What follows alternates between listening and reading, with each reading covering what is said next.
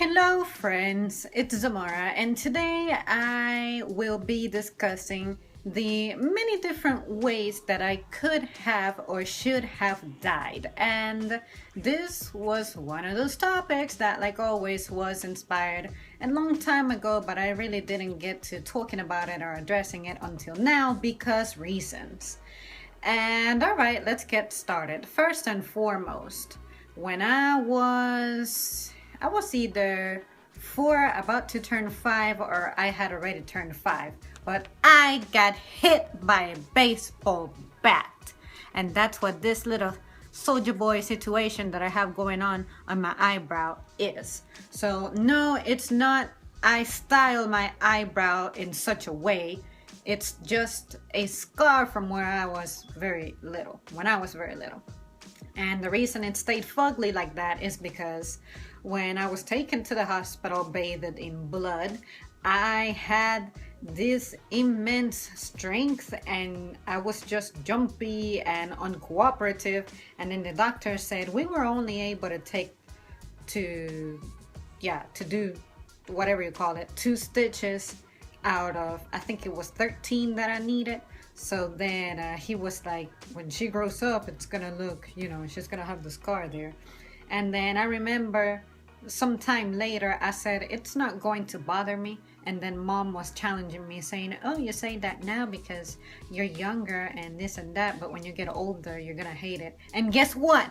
I don't hate it. It's there and I feel like it's like a signature of mine. I cannot imagine my life without it. So I just grew up seeing it and not letting it bother me because it's not like I lost my vision or it's not like anything else happened to me. It's just hair doesn't grow there, period. So that was one way I could have died. And the reason it was really dangerous is because this is my temple and this was where, I got hit. So it was a very narrow escape.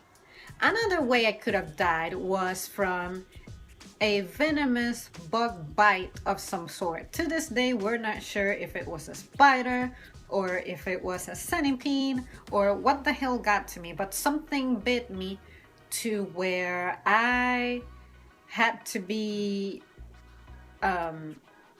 injected in some way, and then the venom had to be extracted. And where I got bit was in my right ankle or my left ankle. Is it my right or my left? I think it's my left.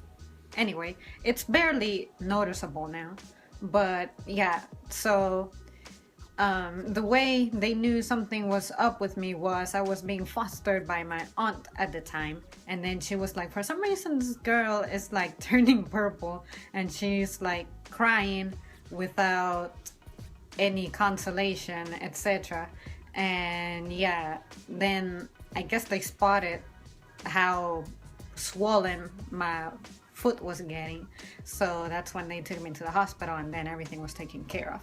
But yeah, it's the way this thing manifested. It's like, gangrene, it's sort of like just wraps around you and whatever. Well, that's kind of the reaction I was having. So it was weird. And then another way I could have died was back in May 16, 2014. I could have gotten in a super terrible, horrible car wreck. And this happened because some driver confused me. I was trying to merge onto this really busy street, and this person had their blinker turned on from a considerable distance. And I, of course, assumed that they were going to start merging to the entrance that I was at. So I started to merge into the lane, and it turns out that they kept going. So that having the blinker like that confused me. And I also remember that day I was just under a lot of stress, and so I wasn't really thinking that clearly. But yeah, I remember them of course blowing the horn. And I remember accelerating and getting as close to the curb as I could. And fortunately, they didn't have anybody parallel to them. on their left lane, so they were able to switch and dodge me. But yeah, that accident was absolutely going to be my fault, and I was probably going to die from it because the hit was coming directly toward me. So yeah, mom, she was like, oh, what happened? Because she wasn't paying attention. I think she was looking at her phone or something. And then I told her, he really confused me. That's all. And at the time, I was relatively new to driving. So I still had my permit. That's why my mom was with me.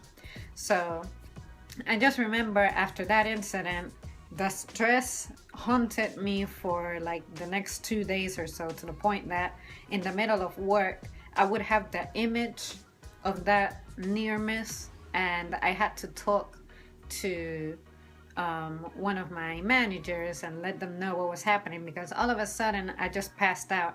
And then they were like, you look really out of it. You look really stressed out. What happened? And I said, well, I have this trauma going on in my mind. I can't stop thinking about the events from yesterday, which are what I just explained to you. So they were like, well, just remember that we're here for you and it's over. And here, take a little break and eat something. And if you need help, ask for help. We don't want for work to feel overwhelming, etc., etc. So it was good to have that type of support. But I just remember feeling so terrible that I just hope that something like that doesn't happen again. But fortunately, mom also had a good attitude as to being like, okay, are you sure you want to keep driving? Because I know how scary that is. And I'm like, yeah, I'm really like tight right now. Like, yeah, everything about me is clenched right now, but I feel fine. Just don't reprimand me or anything. Just let me relax and let me take care of this, because the more I expose myself to the road, the more dangers I'm going to face. So if you're just nice and kind about it, I will overcome it. And she did well, you know. She was like, well, next time just remember to la la la. And I said, after that incident, even if I have ample time, plenty of room, unless I can comfortably make the merge and there's no car incoming, I'm not doing that. Because like I said, people do weird things, and the way I read people when I'm driving is something else. And something that irritates me is when they turn on the blinker, and that's when they immediately start turning. It's like, no shit, you have been slowing down. And of course I didn't figure that you have an upcoming turn. So, you know, I just wish we had better communication when it came to the road. We should be like pilots. We should have radios sometimes. But I can understand why that would be inconvenient. Also, I remember that between the ages 6, 7, or 8, I was at the beach, and I remember coming close to drowning because suddenly the current got strong and I sort of drifted away into deeper waters, and I wasn't that good of a swimmer back then. In fact, I couldn't swim at all. So yeah, I remember that I started to sink and stuff, and I don't know if it was my mom who swam toward me or whatever, or if my brother got to me, whatever. I just know that I got rescued, obviously, because here I am telling you about it. But yeah, I vaguely remember it, but I know that these were 2 separate occasions where I could have drowned. During this day, I remember that the weather suddenly started getting stormy. I remember there being dark clouds on the horizon. And then for the second event, something similar happened, to where there was a little bit of a strong current and it was making me drift, but I think I got back from that one by myself because I was getting better at swimming. And then another time, another way I could have died was in a swimming pool, actually, because we were vacationing on some town really far away from our home, and then I decided that upon waking up at the hotel, I was just going to jump into the pool, and so I did, and I didn't have the floaters or anything. I was maybe 6, 7 years old. I was excited. I've always loved water. I've always loved swimming or trying to swim.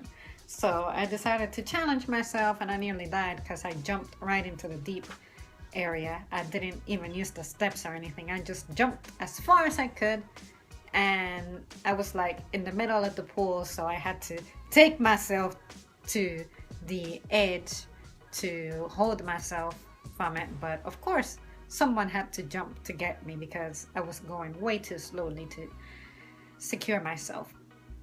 And oh my god, spring of 2014. The month was April and the day was the 7th. I remember coming back from work and I had this terrible, horrible, unbearable fever.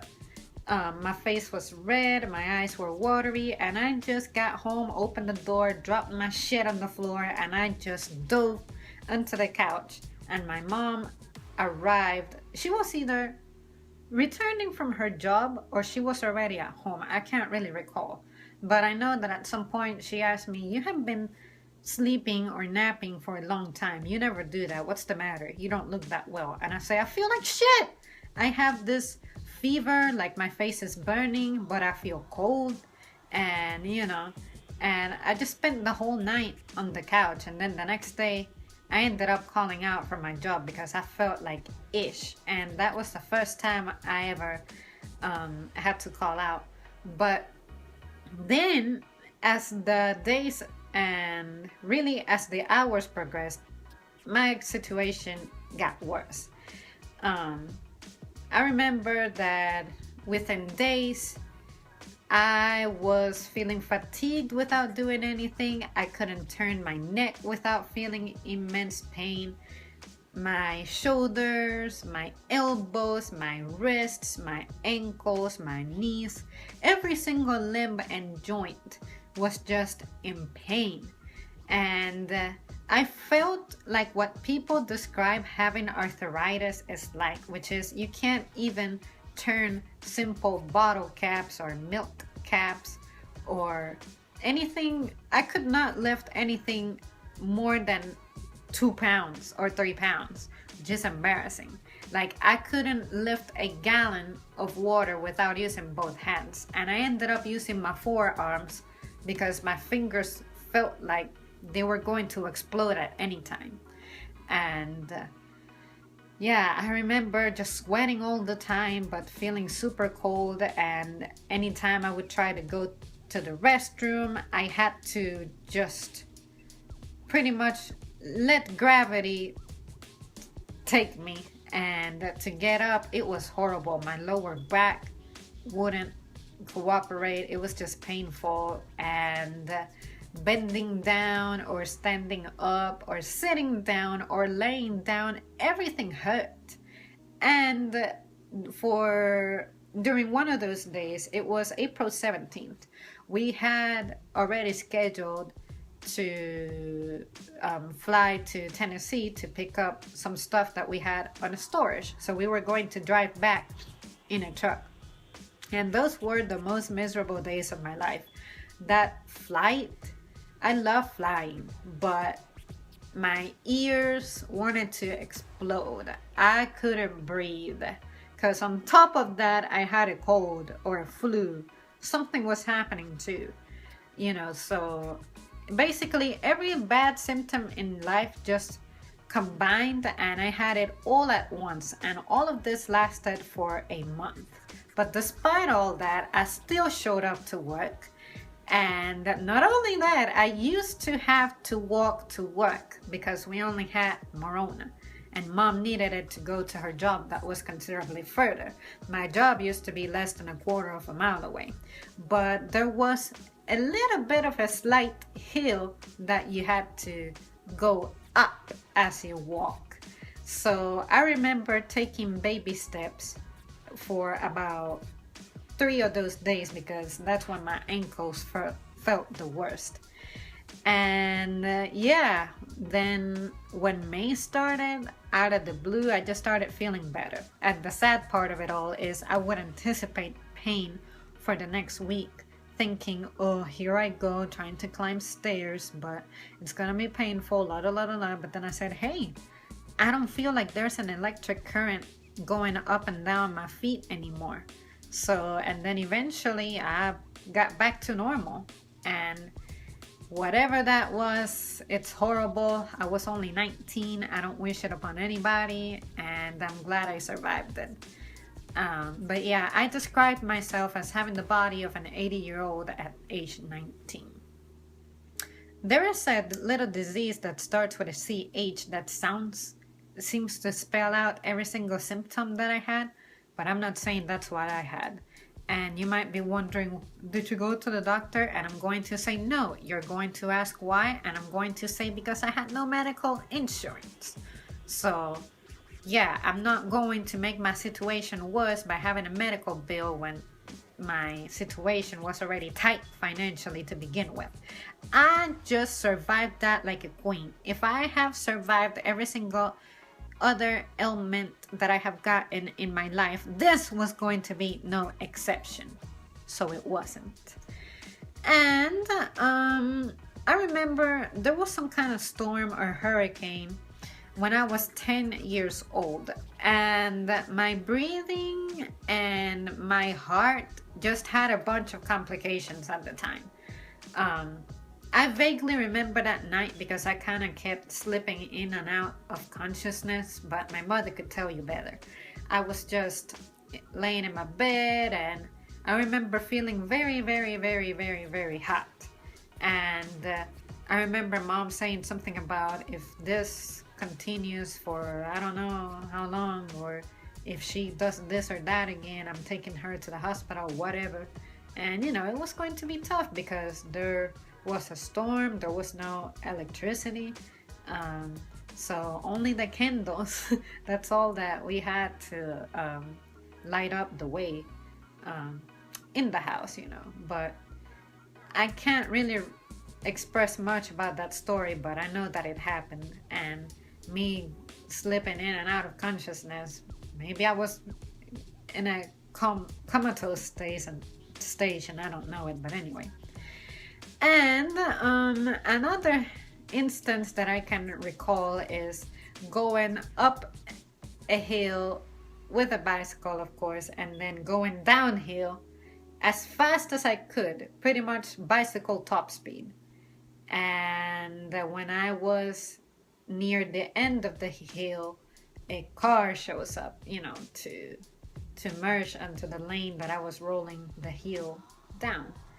So yeah, of course I took evasive action, but my bicycle hit the curb and I jumped out of it about a nanosecond before that happened. But I remember I tried to leap from the bicycle, but I ended up with the momentum. I still kept rolling onto someone's backyard, and yeah, fortunately there were plenty of grass and no bushes or anything. But yeah, I remember what hurt me the most beyond the impact was that scare that I experienced, to where my chest got really tight and stuff. So then I said, yeah, no, I'm never messing with a bicycle in this manner again. So yeah, you guys, those are some of the stories that I can think of and recall about ways that I could have died. I'm sure there are more, but really what inspired this was I've always wondered, just how did I make it here? How am I here at this very instant, and what did it take for me to be here, and what could have prevented me from being here? So yeah, those are some of my stories. Thank you guys so much for watching. I know that this is a pretty random topic and death is something that we really don't talk about, but yeah, I feel good getting that out of the way, and I feel like none of this will ever plague my mind again. It's not like it was plaguing my mind, but then you guys also get to know a little bit more about me. Alright, you guys, that is all that I have for you on this round, and I will see you soon.